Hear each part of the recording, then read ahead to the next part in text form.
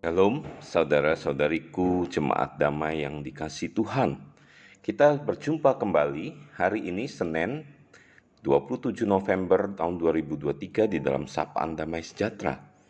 Saudara masih di dalam Minggu Kristus Raja. Kita akan berbicara tentang bagaimana merajakan Yesus sejarah, bukan Yesus rekayasa. Itu adalah tema Samas kita hari ini.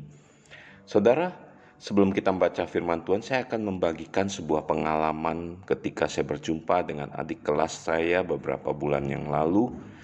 Di dalam sebuah sharing kita berdua membagikan kehidupan kita dalam satu kurun waktu masa kita melayani atau bertumbuh di dalam masa mahasiswa kita.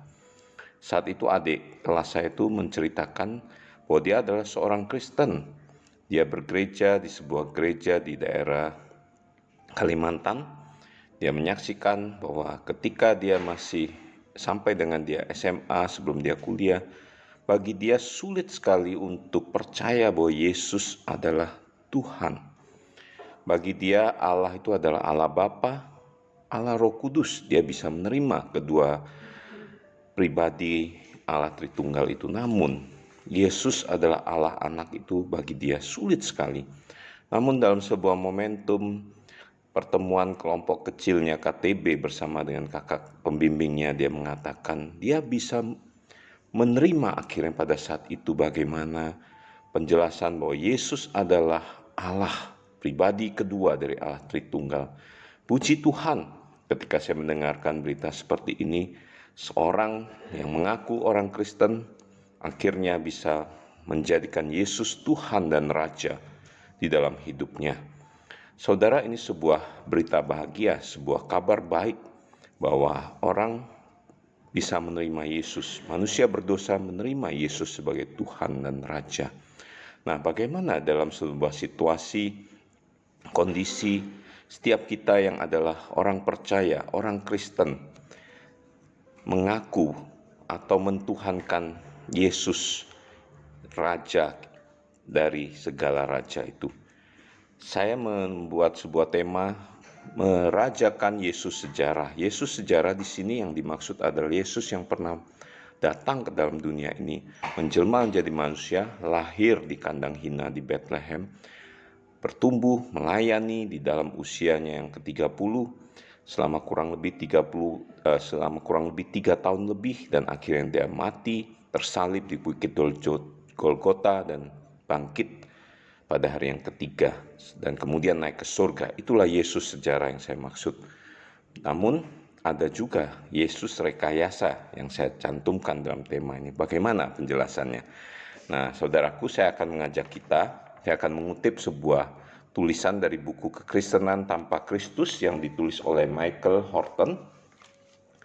Di awal penulisannya dia mengimajinasikan akan seperti apa keadaannya seandainya iblis itu benar-benar mengendalikan sebuah kota.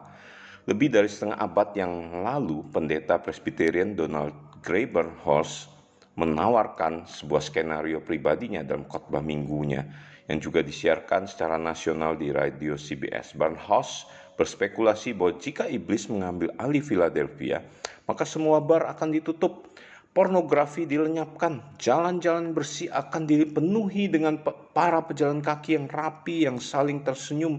Tidak ada lagi sumpah serapah, anak-anak akan berkata dengan sopan, yes ma'am, ya pak, tidak bu, dan gereja akan menjadi penuh setiap hari Minggu, di mana Kristus tidak dikhotbahkan. Kita begitu mudah dialihkan dari Kristus sebagai satu-satunya pengharapan bagi orang-orang berdosa. Ketika segala sesuatu diukur dengan kebahagiaan kita dan bukan dengan kekudusan Allah, kesadaran tentang keberadaan kita sebagai orang berdosa menjadi sekunder, bahkan menjadi sesuatu yang menyinggung jika kita adalah orang baik yang telah tersesat. Tetapi dengan instruksi-instruksi, motivasi yang tepat dapat menjadi seorang yang lebih baik. Kita hanya membutuhkan seorang pembimbing kehidupan, bukan seorang penebus. Saudara, kekristenan tanpa Kristus ini sesuatu yang kedengarannya begitu kasar, bukan? sedikit dangkal, kadang-kadang mengecoh, bahkan agak berpusat kepada manusia, bukannya berpusat pada Kristus dari waktu ke waktu. Tetapi tanpa Kristus, izinkan, kata Mike Horton, untuk mengungkapkan secara lebih akurat tentang apa yang dia anggap menjadi makan sehari-hari dari gereja-gereja yang ada di Amerika pada saat ini, yaitu berbuat lebih banyak, berusaha lebih keras, dan inilah berita yang telah menyebar sangat luas di seluruh aliran gereja saat ini.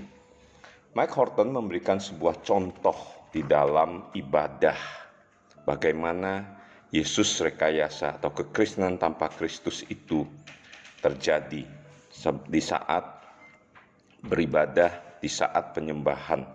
Sesuatu yang nampaknya sakral, sesuatu yang sungguh-sungguh di hadapan Tuhan, tetapi nampaknya ibadah itu menjadi sebuah penyembahan yang berfokus pada kesempatan kita untuk mengekspresikan kesalehan, mengekspresikan pengalaman dan komitmen individual kita sendiri.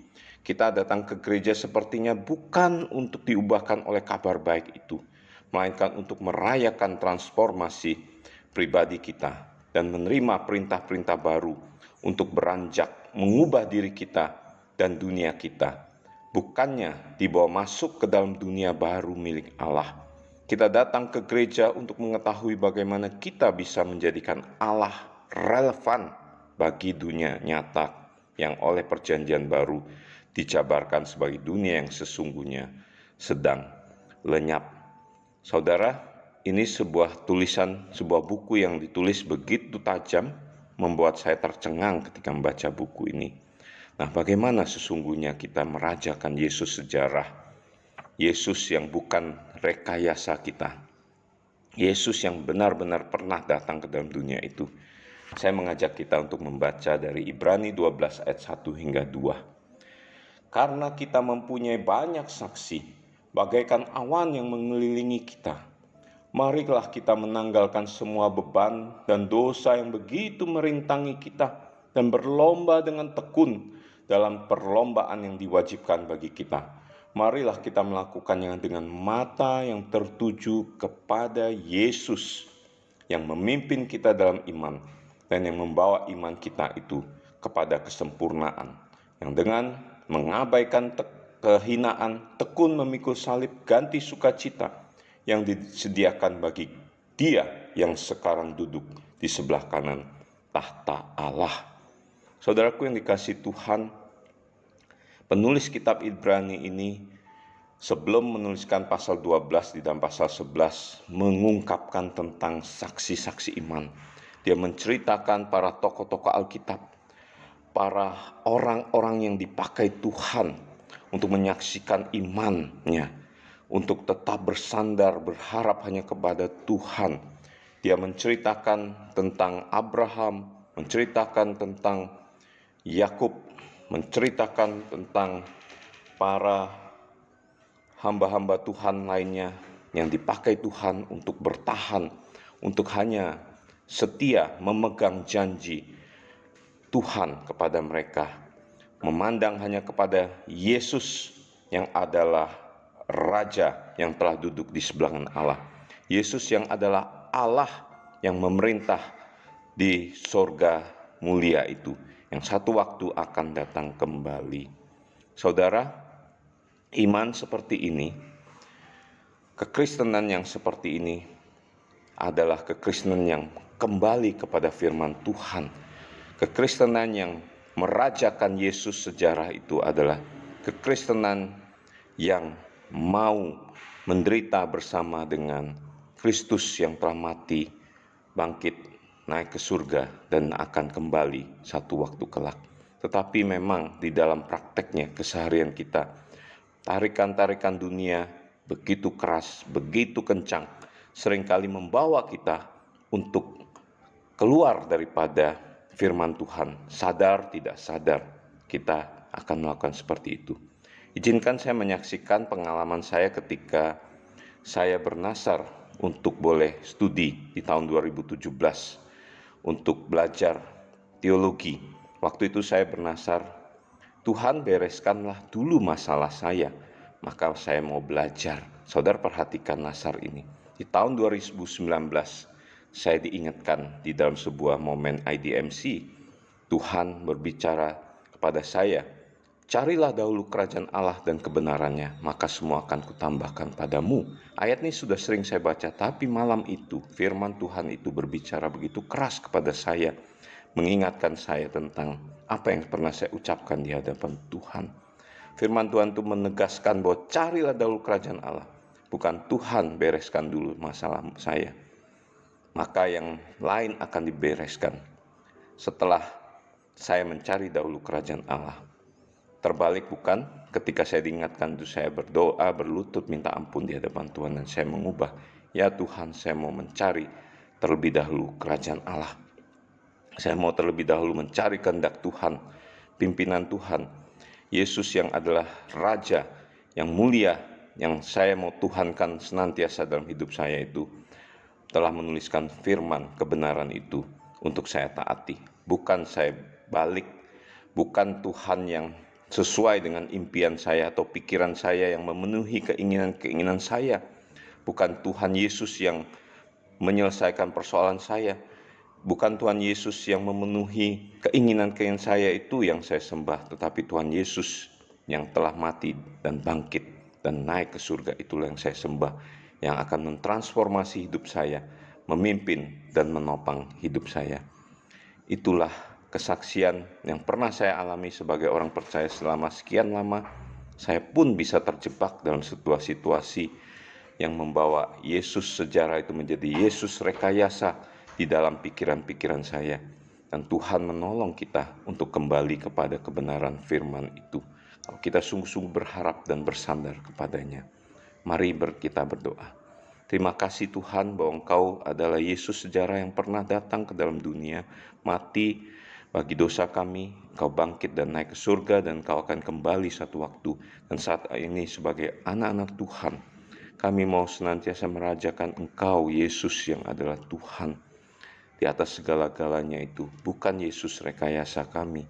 Ampuni kami Tuhan kalau kami seringkali atau telah melakukannya. Ampuni kami, kuduskan kami untuk senantiasa berkenan di hadapan Tuhan. Dalam nama Tuhan Yesus kami berdoa. Amin.